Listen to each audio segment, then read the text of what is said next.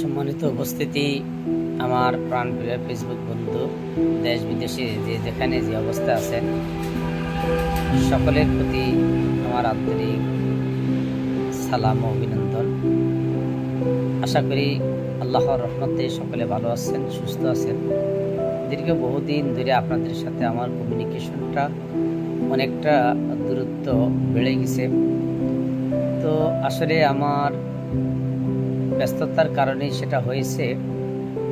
আল্লাহ সুবহানাহু ওয়া তাআলার কাছে শুকরিয়া যে আল্লাহ তাআলা আমাকে এখনো হায়াতের তাইয়্যিবা দিয়ে রেখেছেন।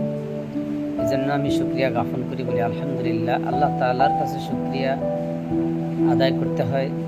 আল্লাহ সুবহানাহু ওয়া তাআলা বলেছেন যে তোমাদেরকে যদি কোনো নিয়ামত দিই, সেই নিয়ামতের যদি তোমরা শুকরিয়া আদায় করো, তাহলে আমি সেই নিয়ামতের আদায় করার কারণে সেই নিয়ামতটাকে আরো বাড়িয়ে দিই।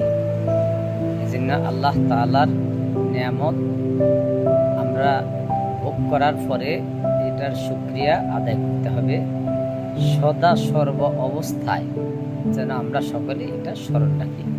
আল্লাহর নিয়ামতের শুকরিয়া যেন সকলে আমরা আদায় করি। আল্লাহ পাক আমাদের সকলকে আল্লাহ তাআলার নিয়ামতের শুকরিয়া আদায় করার তৌফিক এনায়েত করুন। আমিন। ওয়া আখির দাওয়ানা আলহামদুলিল্লাহি রাব্বিল আলামিন। আসসালামু আলাইকুম ওয়া রাহমাতুল্লাহি ওয়া বারাকাতুহু।